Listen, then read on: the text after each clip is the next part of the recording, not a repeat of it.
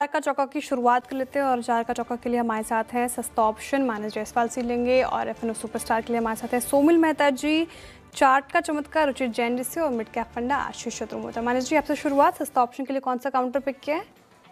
तो देखिए, सस्ता ऑप्शन के लिए यूनाइटेड स्पिरिट्स के ऑप्शन में खरीदारी करनी है। अगर आप देखें तो स्टॉक बिल्कुल तैयार हो गया है जो कंसोलिडेशन था उसके अपर बैंड को ब्रेक करने के लिए। तो यूनाइटेड स्पिरिट्स के 1360 के कॉल ऑप्शन में खरीदारी करनी है। 23 रुपए पे ट्रेड हो रहा है, 16 रुपए का स्टॉप लॉस लगाना है और 40 रुपए के टारगेट सेट करना है। Okay, United Spirits buy call 1360 की स्ट्राइक 23 पे। और आप देख सकते हैं, देखिए जब भी कोई कॉल स्क्रीन पे आया ना, देखिए कि क्या हो रहा है, एनालिस्ट का व्यू क्या है। इसका ओआई शेड हो रहा है, यानी जब स्टॉक तेज है कॉल का ओआई शेड, यानी जिसने बेची हुई है कॉल वो बैकफुट पे है, वो अपनी ओआई को कम कर रहा है, वो उस स्टॉक से बाहर निकल के आ रहा है। That's good. चलते हैं सोमिल के पास। सोमिल, आपका ट्रेड? मेरा ट्रेड होगा जीएमआर एयरपोर्ट पर।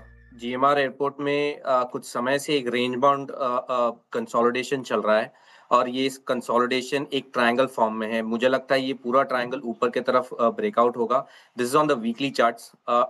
डेली चार्ट्स में भी 20 और 40 डेली मूविंग एवरेज के ऊपर ही चल रहा है। Great momentum. 88 पे एक स्टॉप लॉस रखेंगे और 98 का एक टारगेट रखेंगे इस पे।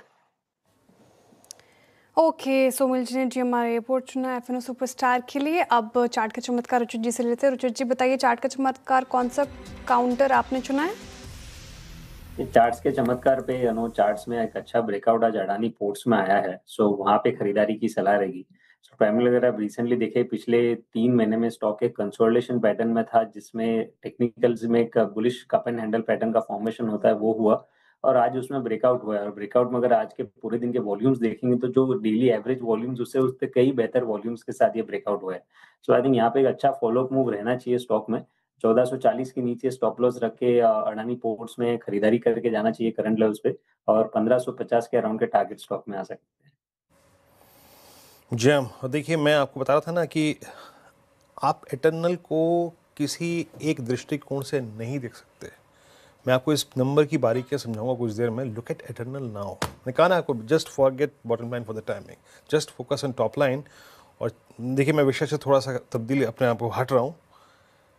आप देखिएगा इनके क्विक कॉमर्स के टॉप लाइन को, जनाब वो एक्सेप्शनल है। मेरे ख्याल से अभी मेरे पास फिगर आई है आशीष, वो 1500 करोड़ का टॉप लाइन था, वो मेरे ख्याल से 7 से 8 हज़ार करोड़ रुपए के आसपास रहा है।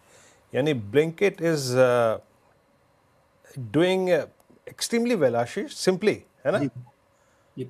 तो यही वीरेंद्र, हमने कहा कि ब्लिंकिट के नंबर्स को देखना चाहिए क्योंकि वही ग्रोथ ड्राइवर है और अगर से वहां पर पे एक सब्सटेंशियल ग्रोथ आ रही है और कंट्रीब्यूशन मार्जिन अच्छा रहा है, तो जैसे कि हमने कहा कि ये जो सेगमेंट है पूरा न्यू एज का वो काफी अच्छा करेगा। और इटर्नल उसमें एक मार्केट लीडर रहा है जिसने अपने डार्क स्टोर एडिशंस भी सबसे ज्यादा क्रिएट किया और डार्क स्टोर एडिशंस ऐड करने के बाद भी हमने देखा कि जो डेंट है प्रॉफिटेबिलिटी पे वो बहुत बड़ा नहीं आया। इसका मतलब कि कहीं ना कहीं पाथ टू प्रॉफिटेबिलिटी का जो कमिटमेंट कहीं ना कहीं कंपनी पिछले कई समय से बात कर रही है, उसमें एक बहुत ही एक पॉजिटिव हमने देखा है कि एक डायरेक्शन बनाया हुआ है। तो हम काफी पॉजिटिव है और मुझे लगता है कि जो फूड डिलीवरी का बिजनेस भी है वो 2000 करोड़ से ऑलमोस्ट 25% की जंप यहाँ पे भी देखने को नजर आई है। पर मेन जो ग्रोथ आ रही है वो ब्लिंकिट की आ रही है और जो मेन ग्रोथ ड्राइवर भी है।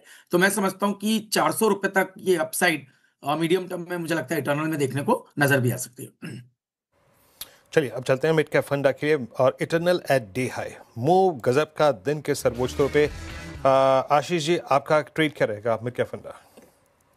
देखिए, मैं न्यू एज सेगमेंट में ही मेरा जो दूसरा स्टॉक मुझे काफी पसंद आ रहा है वो है पेटीएम। पेटीएम पे हमने पहले भी चर्चा की। मुझे लगता है कि जिस तरह से डिजिटल ट्रांजैक्शंस बढ़ते हुए नजर आ रहे हैं और पेटीएम की जो रीच है वो काफी जबरदस्त है। ऑलमोस्ट 4 करोड़ मर्चेंट मर्चेंट इनके साथ एसोसिएटेड है और ट्रांजैक्शंस जो है वो काफी बढ़ते हुए नजर आ रहे हैं। क्वार्टरली आप देखेंगे कि जो नुकसान है वो कम होना शुरू हो गया और कहीं ना कहीं कंपनी भी एक प्रॉफिटेबल पाथ टू प्रॉफिटेबिलिटी को फॉलो कर रही है। दूसरी बात, जो सबसे बड़ा एक ओवरहैंग बना हुआ था एक चाइनीज पेरेंटेज का, वो भी कम हुआ है क्योंकि वहां पर पे भी वो स्टेक जा चुका है। तो मुझे लगता है कि इसकी वजह से पेटीएम एक बहुत बढ़िया बेनिफिशियरी इस राइजिंग डिजिटल फिनटेक ट्रेंड का बनेगा।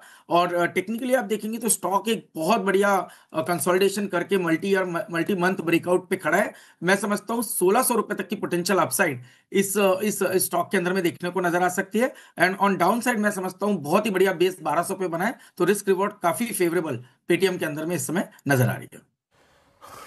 जी हाँ, और देखिए लुक एट इटर्नल नाउ, क्या गई थी मैंने आपको बात, छोड़ जाइए, भूल जाइए आप अभी बॉटम लाइन को, आप भूल जाइए।